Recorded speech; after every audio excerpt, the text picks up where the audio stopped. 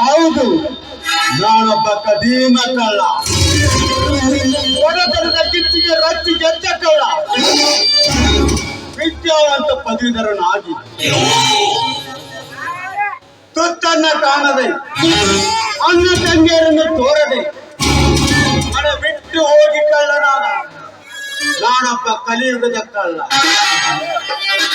ಸುಂದರ ಸಮಾಜದಲ್ಲಿ ನಿನ್ನ ಖಜಾನೆಯನ್ನು ಲೋಟ್ಯ ಮಾಡಿ ಬಡವರಿಗೆ ಸೂರು ಮಾಡುವುದೇ ಈ ರೋಷಾತ್ಮಕ.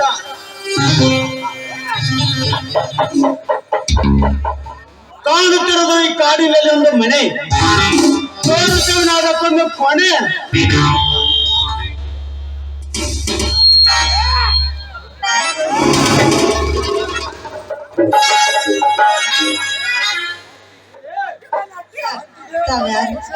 ಸ್ವಲ್ಪ ದಾರಿ ಬಿಟ್ಟು ಇಲ್ಲಿ ನಾನು ಕಟಗಿ ಕಡಿಬೇಕು. ಕಟಗಿ ಕಡೆಯಲಿಕ್ಕೆ ಹೋಗ್ತಾ ಇದ್ದೀನಿ, ಕಾಡುದಾರಿಗೆ ದಾರಿ ಬಿಡು. ನಾನಮ್ಮ ನಿನ್ನ ಪಾಪಿಯನ್ನ ರೋಷ ಅಣ್ಣ,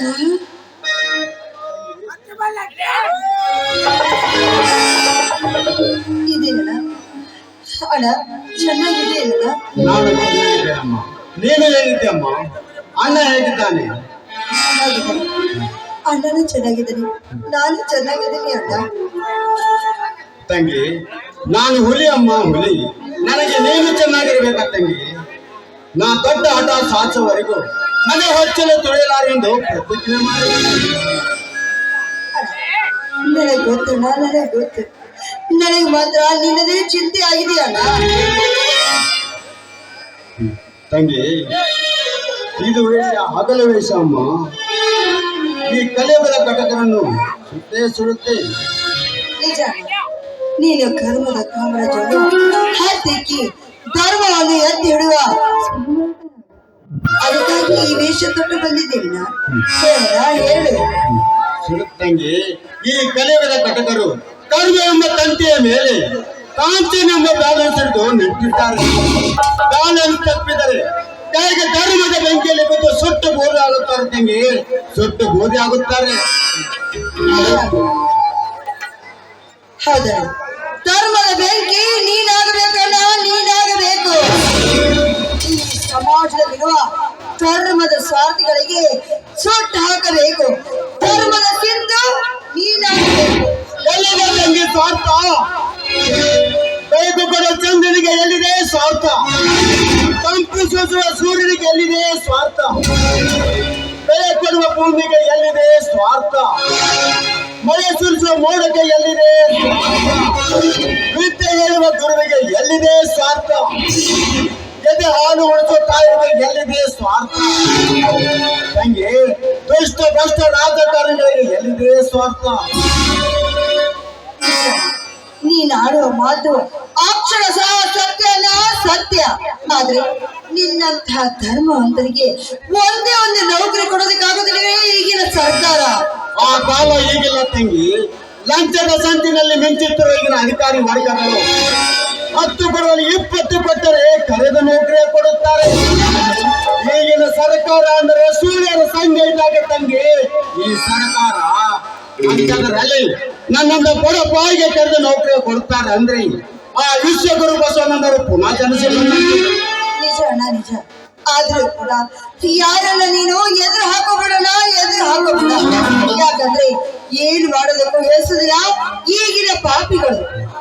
ಯಾವ ಭಯವೇ ತಂಗಿ ನಮ್ಮನ್ನು ಬಡತನದ ಭಾವನೆಯಲ್ಲಿ ನೋಕಿದ್ದು ಧೈರ್ಯ ಸರತ ಸಾಧನೆ ಎಂಬುದಂತೆ. ಧೈರ್ಯವನ್ನಿಟ್ಟರೆ ಎಲ್ಲವನ್ನು ಗೆಲ್ಲಬಹುದು. ಧೈರ್ಯ ಧರ್ಮವಂತರ ಮೌಲ್ಯ ತಂಗಿ. ವಿಶ್ವವನ್ನೇ ಜಯಿಸಲು ಹೊರಟರು ಇನ್ನು ನಾನು ನಿನಗೆ ಯಾವ ಇಲ್ಲ. ಆಯ್ತು, ನಿನ್ನ ಧರ್ಮಕ್ಕೆ ಜಯ ಸಿಗುತ್ತೆ ಅಣ್ಣ. ಆ ದೇವರಲ್ಲಿ ಬೇಡ್ಕೊಳ್ತೀನಿ ಅಣ್ಣ. ನಿನಗೊಂದು ವಿಷಯ ಹೇಳೋದು ಮಾಡ್ತಿದ್ದೆ. ಬರುವ ಗುರುವಾರ ನನ್ನ ಮದುವೆ ಇದೆಯಾ? ಯಾರ ಜೊತೆ? ಇನ್ಸ್ಪೆಕ್ಟರ್ ಪ್ರತಾಪ್ ಅವರು ನನ್ನನ್ನ ಮೆಚ್ಚಿ ಮದುವೆ ಆಗ್ತೀರಂತ ಮಾತು ಕೊಟ್ಟಿದ್ದಾರೆ. ಎಂತ ಸಂತೋಷ ಸುದ್ದಿ ವಿಷಯ ತಂಗಿ. ಹಸಿದು ಹೊಟ್ಟೆ ತುಂಬಿತಮ್ಮ. ಅಣ್ಣ, ನೀನು ಮದುವೆಗೆ ಬರಲೇಬೇಕಣ್ಣ. ಬರುತ್ತೇನಮ್ಮ, ತಪ್ಪದೇ ಬರುತ್ತೇನೆ. ಹಾ ತಂಗಿ ಪವಿತ್ರ, ಏನಣ್ಣ? ಹಣವನ್ನು ಅಣ್ಣನ ಕೈಯಲ್ಲಿ ಕೊಟ್ಟು ಬಿಡಮ್ಮ. ಮದುವೆ ಖರ್ಚಿಗೆ ಅಂತ ಬೇಕಾಗುತ್ತದೆ. ಆಯ್ತು, ಹಾಗೆ ಆಗ್ಲಿ. ನೀನು ಕೊಟ್ಟ ಹಣನ ಅಣ್ಣನ ಕೈಯಲ್ಲೇ ಕೊಟ್ಟು. ತಂಗಿ ಪವಿತ್ರ, ಅಣ್ಣನ ಮುಂದೆ ನಾನೊಬ್ಬ ಕಳ್ಳ ರೌಡಿ ಅಂತ ಹೇಳಬೇಡಮ್ಮ. ಇದೇನಣ್ಣ, ಈ ನಿನ್ನ ತಂಗಿ ಮೇಲೆ ಅನುಮಾನವೇ? ಸತ್ಯವಾಗ್ಲೂ ಸತೀಶ್ ಅಣ್ಣನಿಗೆ ಈ ವಿಷಯವನ್ನು ಹೇಳೋದೇ ಇಲ್ಲ. ಆಯ್ತು ನನ್ನ ಮುದ್ದು ತಂಗಿ ನಾನನ್ನು ಬರುತ್ತೇನಮ್ಮ. ಆಯ್ತಣ್ಣ, ಮದುವೆಗೆ ಮಾತ್ರ ನೀನು ಬರ್ಲೇಬೇಕಣ್ಣ. ಆಯ್ತಮ್ಮ, ಬರ್ತೇನಮ್ಮ. ದೇವ ಶ್ರೀ ಕೃಷ್ಣ ಪರಮಾತ್ಮ ನಾಡಿಗೆ ನಮ್ಮಣ್ಣ ಅದೆಷ್ಟು ಕಷ್ಟ ಪಡ್ತಾ ಇದ್ದಾನೆ. ಈ ರೋಷ ನನಗೆ ಜಯ ಸಿಗುವಂತೆ ಮಾಡು. ಇವನನ್ನ ಚೆನ್ನಾಗಿ ಹೇಳಪ್ಪ, ಚೆನ್ನಾಗಿ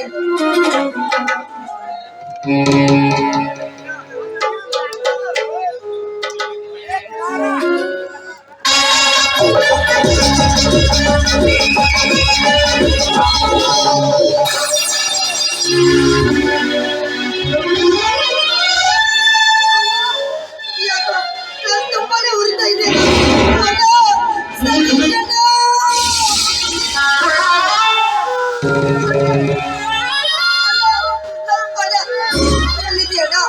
ಬೇಗ ಬಾಳ, ಕಣ್ಣು ತುಂಬಾ ಉರಿತಾ ಇದೆ.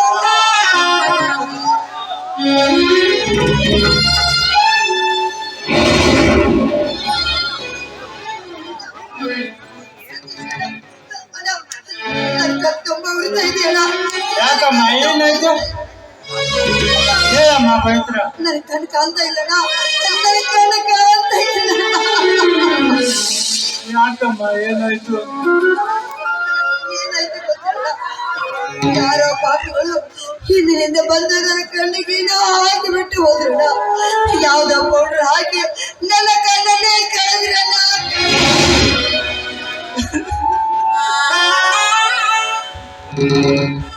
ಯಾರಮ್ಮ ಪಾಪಿ?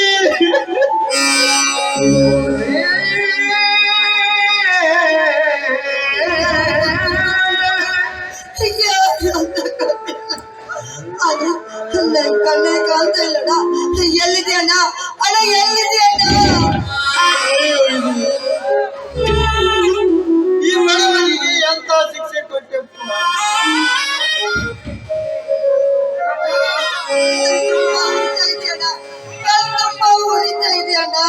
ಬಾರಮ್ಮ, ಡಾಕ್ಟರ್ ಹತ್ರ ಹೋಗೋಣ. ನೋಡಿದ್ದೀರಿ ಆ ಬಸವೇಶ, ಈ ಕಲಿಗಾಲದ ಚಕ್ರದ ತಿರುಳನ್ನು.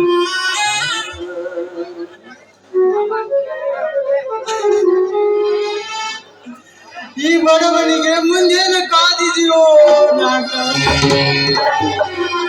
ಬಾರಮ್ಮ, ಹೋಗೋಣ.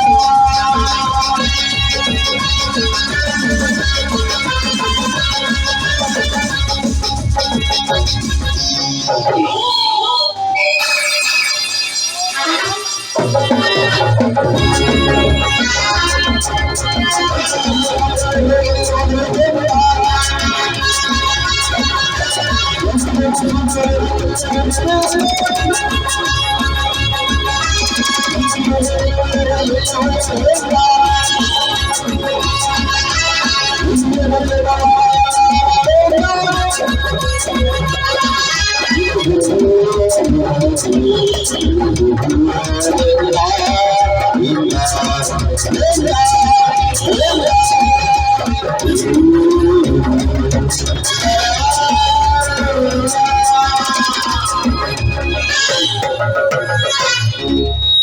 ಕಾಡಿನ ಮನೆಯಲ್ಲಿ ತುಂಬಿರ ಹಣದ ರಾಶಿ ಹುಟ್ಟಿದರೆ ಉಪಾಯದಿಂದ ದೋಚಿದ ಈ ಹಣವನ್ನು ಅಂಗವಿಕಲರಿಗೆ ಅನಾಥಾಶ್ರಮಕ್ಕೆ ಒಪ್ಪಿಸುವೆ.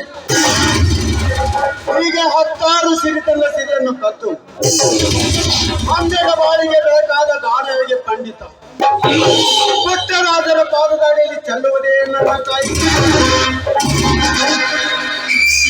ಅದರ ಮೇಲೆ ನಾನೇ ಚಾಣಕ್ಯ ಚಕ್ರ, ನನ್ನ ಹಾಗೆ ಯಾವನಿದ್ದರೆ ಮಹಾವೀರ.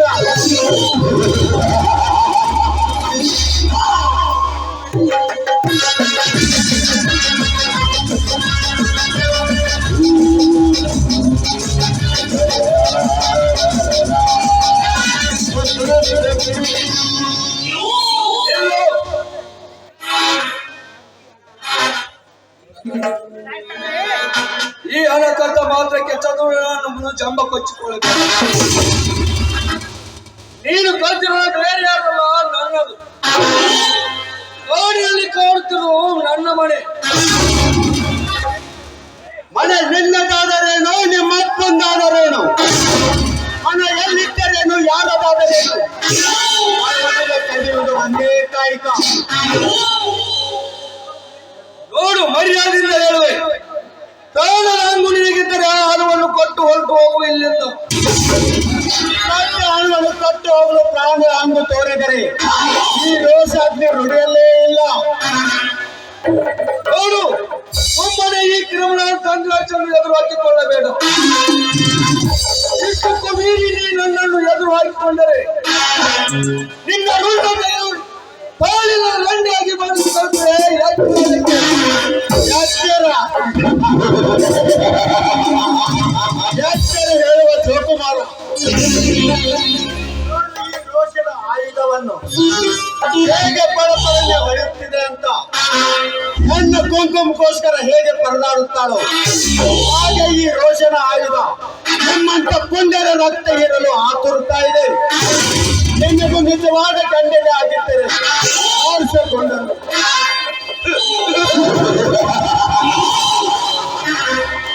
ಎದೆಗೆ ಗುಂಡು ಹಾರಿಸಲು ನಾನೇನು ಮೂರ್ಖನಲ್ಲ.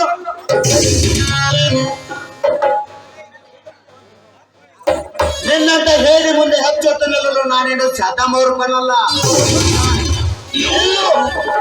ಆಕೆ ನೋಡು, ನಾನು ಸಾಮಾನ್ಯ ವ್ಯಕ್ತಿ ಅಲ್ಲ. ನನ್ನದು ದೊಡ್ಡ ಬಿಸಿನೆಸ್ ಇದೆ. ಅದರಲ್ಲಿ ಮ್ಯಾನೇಜರ್ ಅಂತ ನನ್ನ ಕೈ ಕೆಳಗಿದ್ದರೆ ನಿನಗೆ ತಿಂಗಳಿಗೆ 50,000 ಕೊಡುತ್ತೇನೆ. ಯಾಕಂದ್ರೆ ನೀನು ಮಹಾಚಂದ್ರ ಗೆದ್ದರೆ ವಿಚಾರ ಮಾಡು. 50,000.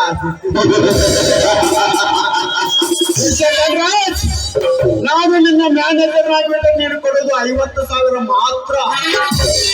ನೀನು ಒಂದೇ ಒಂದು ದಿನ ನನ್ನ ಫೋಟೋ ಪಾಲಿಸಿ ಮಾಡಿದರೆ ನಾನು ಕೊಡುವ 1,00,000 ರೂಪಾಯಿ. ವಿಚಾರ ಮಾಡಿ ಕಳಿಸು. Good bye.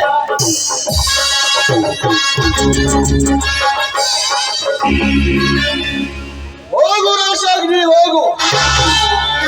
ನಿನ್ನ ಸೊಕ್ಕು ಹೇಗೆ ನಿಲ್ಲಿಸಬೇಕೆಂದು ನನಗೆ ಡಿಗ್ರಿ ಮುಗಿಸಿ ಕೆಲಸವಿಲ್ಲದೆ ಮನೆ ಬಿಟ್ಟು ಬೀದಿ ಬೀದಿ ತಿರುಗುತ್ತಿರು. ನಿನಗೇನು ಗೊತ್ತು ಈ ಧನರಾಜನ ಕಿಮ್ಮತ್ತು? ನಿನ್ನ ಅಣ್ಣ ತಂಗಿಯರು ಬೀದಿ ಪಾಲು ಮಾಡಿ ಪ್ರತಾಪಚಂದ್ರ ಮಧ್ಯೆ ಅಗೆತನನ್ನು ಬೆಳೆಸಿಕೊಂಡು ಪ್ರತಾಪನ ಅಂಕಿಯಲ್ಲಿ ಇಟ್ಟುಕೊಂಡು ಪ್ರತಾಪನ ಸಿರಿ ಸಂಪತ್ತಿನ ಸಾಮ್ರಾಜ್ಯಕ್ಕೆ ಸಾಮ್ರಾಟ ನಾನು ಆಗದಿದ್ದರೆ ನನ್ನ ಹೆಸರು ಲಕ್ಷ್ಮೀಪುತ್ರ ಧನರಾಜನೇ ಅಲ್ಲ.